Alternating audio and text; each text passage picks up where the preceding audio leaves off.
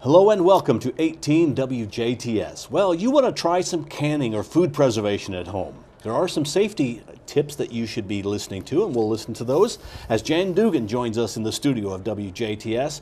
Jan Dougan is the educator with Purdue Extension. She is the Health and Human Services educator. Did I get that right, Jan? No. I still didn't get it right. What are you? It's HHS. It's Health and Human Sciences. Ah, okay. And Bill, that's because we're part of the College of Health and Human Sciences on Purdue campus, which includes the School of Nursing, the School of Pharmacy, the School of Speech and Hearing.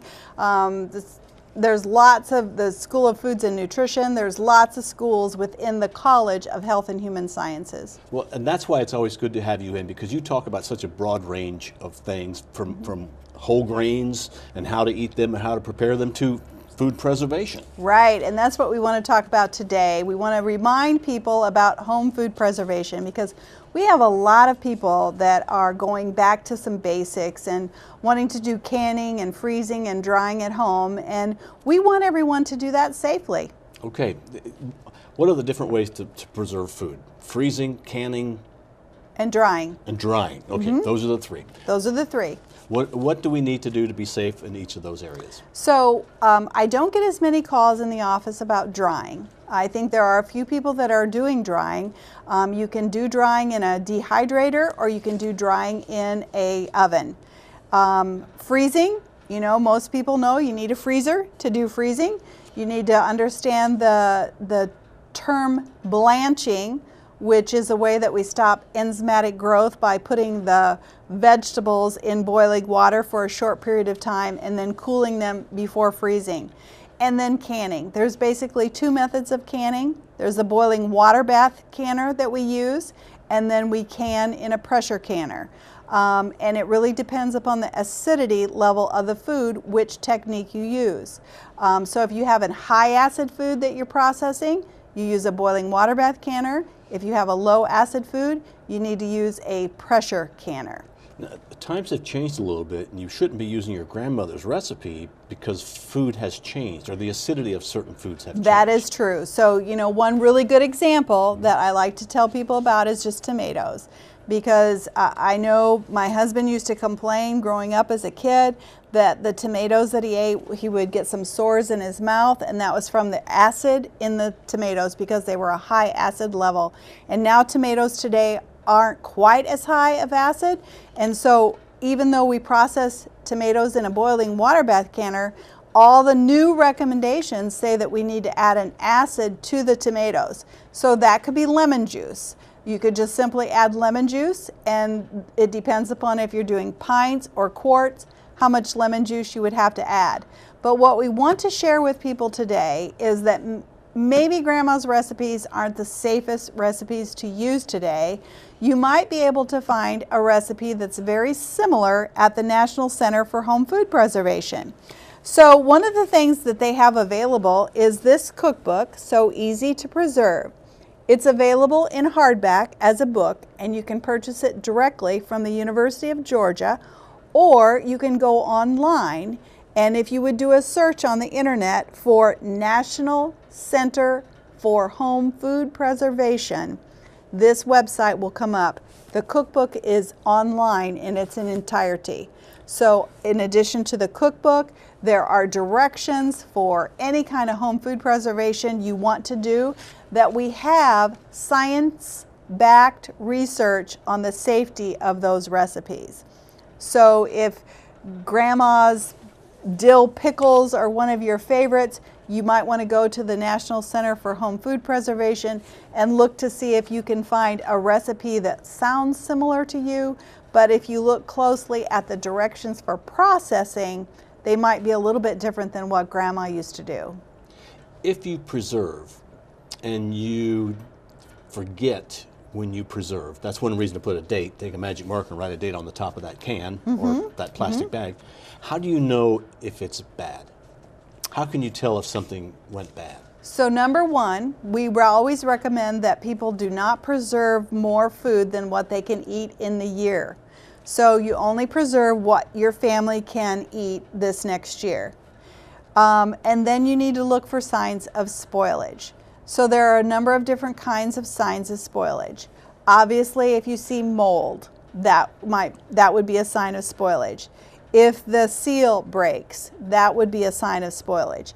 If there is bubbling in the product, if there is an off odor when you pop the lid off in the product, those are all signs of spoilage. A cloudy look, it just looks nasty inside. That would be a sign of spoilage. But there are some spoilage that happens in home food preservation that there aren't any signs to it. And that's what happens when people do not process their foods correctly according to research-based guidelines. And the biggest danger of that is foodborne illness. So you could really cause your family to get sick.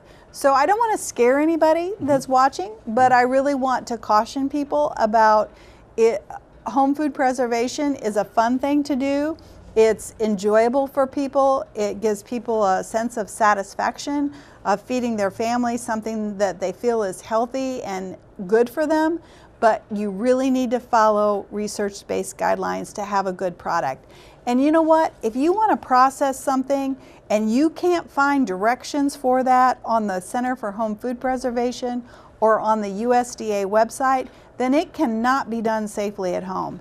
And one example of that is I get a lot of calls in the office that people want to process soup at home. Okay. Because we can buy canned soup in the grocery store, and they want to I want to process chicken noodle soup at home. We can't do it at home. The content of starch in the noodles makes it impossible for all the bacteria to be killed. So any kind of thickening that's added to something, it's impossible for us at home to get a high enough heat quickly enough to kill any of the bacteria or the microorganisms that might be in there that could cause us to be sick. So right now, we can't do it at home. Now you could freeze it and not have any problem. But people, for some reason, want to process canned soups that have thickening to them, and it's just not a recommended procedure right now for us to do at home. If somebody has a question, they're thinking, I want to do tomatoes or I want to do chicken noodle soup. Yeah. They should give you a call to find out what they can and cannot do. Yes, you can give us a call at the Extension office. The challenge for me is I have a busy schedule. The challenge for the people at home is they usually call when they're in the middle of processing something and they need to know right now. So we want you to think ahead. We want you to be prepared. We want you to have read your recipe, your guidelines for processing, and know what you have to do, and call before you start so that we can help you out. It's kind of like call before you dig, right? Right. But call your office, 812-482-1782. That is correct. But you can go online, and again, the National Center for Home Food Preservation, the So Easy to Preserve book, great resource. Then we also have online the Home Guide to Canning, and this is from the USDA. Lots of great information and reliable resources. And then another one that we can recommend is the Ball Blue Book. And this would be available in local retail outlets, or you can order it online. But this is another resource. What I found in this resource is if you want to do something for a Christmas gift, like some kind of fancy jam or jelly or preserve or jalapeno jelly or something like that, the recipe is going to be in here. The recipes tend to be a little bit more creative or fancy, I like to call them. The other references have great recipes, but they might not be a fancier kind of pack that you would be interested in giving as a gift. If somebody was interested in preserving, yes, what is something you would suggest they start with? My guess would be salsa. Salsa is a great thing to start with. You can, number one, you can buy at a retail outlet. You can buy the seasoning mix that you can just process your tomatoes and add that seasoning mix, and you have a great salsa. You do that in a boiling water bath canner, so you don't need any kind of special equipment really to do that. So it is easy. You can also freeze salsa. You can freeze it and use it later. So salsa is a great thing to start with. So that would be one thing that they could start with, and you'll find a recipe in any of these books. Yes, you will. And actually, on the National Center for Home Food Preservation, there's a short tutorial that people can view if they feel a little uneasy about canning or processing, and you can view those videos and learn how to do it. Now, I do want to caution people about just going to the internet, and there's a, you know, anyone can put anything on the internet at any time, and it maybe is not a food safe recipe. So we really want you to use research-based, reliable recipes and directions when processing foods to keep your family safe. And if you need some help finding those websites, contact Jan. Sure will help. Jan, thank you very much for coming in. Thanks, Bill. If you're going to try and preserve some foods at home, follow the advice of Jan Dougan, the Purdue Extension Educator for Du Bois County. Thank you for joining us here on WJTS. We're local people watching local people.